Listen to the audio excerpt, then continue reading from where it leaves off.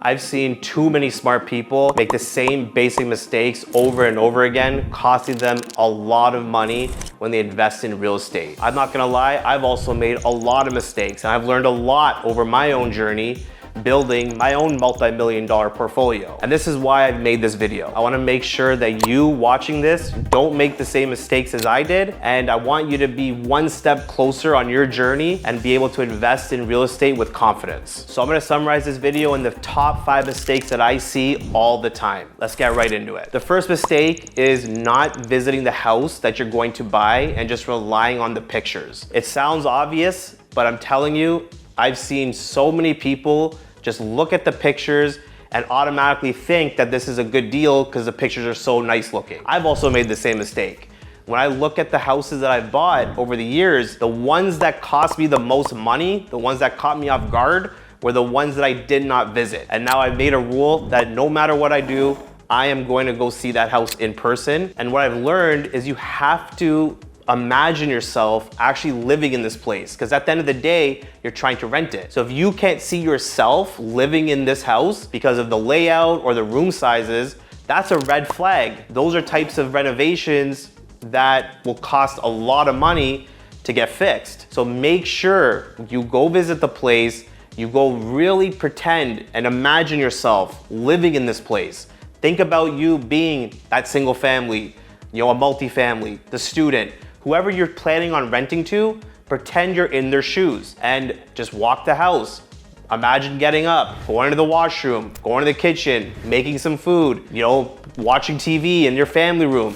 Just completely imagine yourself living in the place, and you'll know if this place is livable, and you won't be able to find that truth just relying on the pictures. And that leads me to point 2, is people are very overly optimistic. And what I mean by that is they'll look at the price of the house, they'll look at the numbers that the agents give them, and they'll just automatically think it's a great deal just because the price is low or the price is just too good to be true. When you're buying a place, you can't just look at the list price. You have to dig deeper than that. You have to understand the true cost, the total cost of ownership. You have to uncover all of the hidden costs, and the only way to do that is by visiting the place, doing your due diligence, and getting the real numbers based on the market and experts. One thing that I do now is when I'm going to tour my houses is I bring my team of people with me. I am not walking the houses by myself anymore. I bring my agent and I bring my contractors. So every time we walk the houses, the contractors are telling me what's going on with the windows, what's the age of the furnaces and the appliances, what's the roof condition? Is there any hidden expenses that are not shown in the listing itself? And then when you do your mathematical analysis and analyzing the property, you have to be objective and you have to make sure that you're putting in realistic numbers. I've seen too many people overestimate the rental income and underestimate the cost. And when they actually go buy the place and they try to rent it out, they're getting way less than they expected, and they're paying way more than they thought. And that is a situation that is no good, especially if you're a beginner investor. So when you're doing your mathematical, analysis on the house, make sure you're conservative. Use the rental rates that you can find in the market. Make sure you apply a vacancy rate. And I would go a little higher than what anyone tells you. So for example, if the vacancy rate in the market is 5%, I go 10%, even 15%. I overestimate the costs associated with the house. And also add in any emergency funds that you may happen in the year. Just pretend that something went wrong, something broke, the appliances failed, the roof had to be fixed. Make sure that you put something in the analysis that makes it more conservative. And I'm telling you, when you're ultra conservative, and you still find a house that's a good deal, then the numbers that come in will be much better than you actually calculated, and that is a situation that you want to be in. This leads me to point 3, not buying with emotion. Look, I'm completely guilty of this. Over the years, when I first started, I wanted to buy as many houses as fast as I could. And anytime I found a deal, I was just trying to rush right into it. I was always thinking that this was gonna be the only deal. If I didn't get this deal, I was gonna miss out. I would have to wait 5 years for the next deal, or I'll never find a deal like this ever again. I realized over the years that is not true. You have to be patient. I've learned that it's so much better to find a really great deal than just rushing into the market for something that's subpar. You will make so much more money if you're patient and you go all in on deals that are really the winners and not just rushing into something because you think you're gonna miss out. And what happened to me was I was rushing into all these deals. I was like going to the houses by myself, or I was just relying on pictures, trying to make these decisions as quickly as possible. Everything that I just talked about before, underestimating the numbers, not really doing the real analysis that I needed to. I was just completely clouding my judgment. I wasn't making right decisions. I was rushing myself for no reason at all. For these types of houses, single family homes, multifamilies, fourplexes, beginner real estate investing strategies, these types of deals will be there all the time. There's always gonna be a deal for you to go after. So please do not rush into it. Just make sure the deal that you're going into is the right one and the one that you've completely fact checked. And this leads me to my next point, not trusting anybody. I know it sounds harsh, but again, you need to do your due diligence. Now what I've done is every time I go look at a house, every time I do a tour, I don't even trust myself anymore. I bring a team of experts, like my agent that I've known for years, and also a team of contractors that pinpoint things that I would never see, because I don't want to make the same mistake, and I don't trust myself finding the things that these people look out for every single day. So when I'm going in, I'm pretending I'm living in this place. I want to make sure that the layout's nice, the structure's good, and my contractors are looking for all of the common pitfalls: the windows, the age of the furnaces, the appliances, the roofs, any potential leaks. They're looking for signs of damage or potential damage that I would just never be able to find myself. And when I say about trusting nobody, even when I get a quote from the contractors of like the budget, how much it's gonna take to fix some of these issues, or the time, I add a buffer. I make sure that I'm adding another 15-20% to my budget and another 15-20% for the timeline, because I do not want to be in a scenario where I'm not prepared. I want to prepare for the worst, and I don't trust anybody. And this also includes the agent and the numbers that they provide and the rental income and all of the numbers in the listing.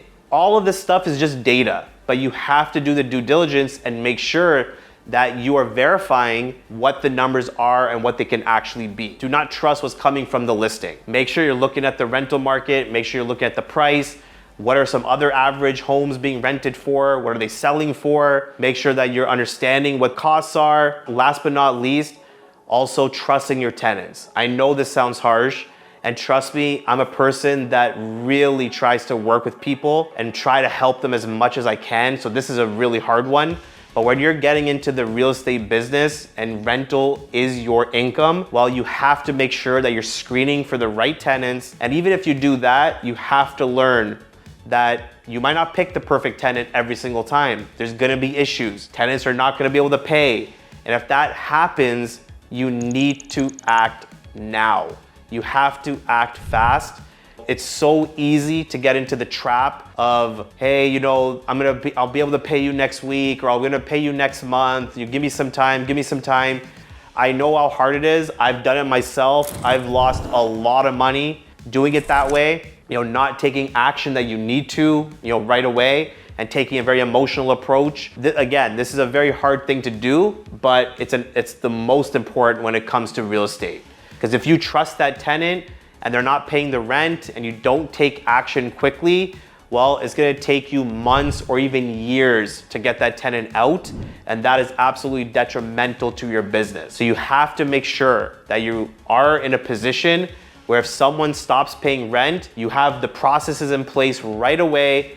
That day they're getting an eviction notice or whatever the rules are in your state. Make sure that you understand those and you're prepared beforehand to take action when you need to. This is critical when it comes to securing your investment, because at the end of the day, the only way that you make money in real estate is by getting that rental income. And you can't do that if you're not taking action on tenants that don't pay. Now, I'm gonna give you a bonus tip. I do wanna leave this video on a positive note. Understand that you don't have to do everything yourself, right? This is something that I've also fallen victim to.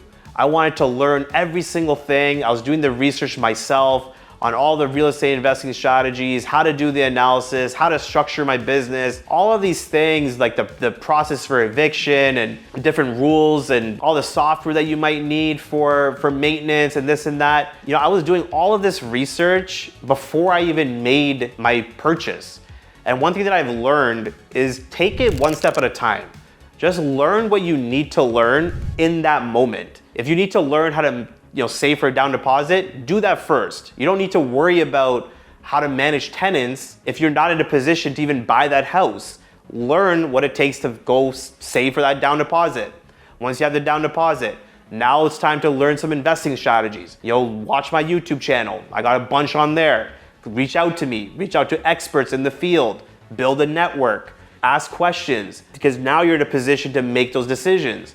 Then when you narrow it down, into one or two strategies, now you start working with an agent and you get the best options for you. You'll learn that process, how to find an agent, how to actually trust that agent, what to look for, what are the terms and conditions, how to negotiate the commission, all that stuff. You don't need to worry about any of that stuff when you're not even in a position to buy the house, right? So take it one step at a time. Learn what you need to do to take action, take that action, and then move on to the next step. And it's no different in real estate versus anywhere or any other goal that you have that you're working on. Moving a business forward, trying to achieve a goal. People tend to try to figure out the whole solution. They try to figure out every single angle without taking that first step. And I'm telling you, you will learn the things that you need to learn when the time is right. Don't use any really important brain power on things that don't matter today. So I know I went a little longer, but those are the 5 tips I wanted to give you. And make sure, again, that you don't have to do this yourself. Reach out if you need to, ask questions, and you'll be in a great spot and start investing with confidence. Now watch this video if you would like to know what are the top 3 strategies that I would invest in if I started real estate all over again.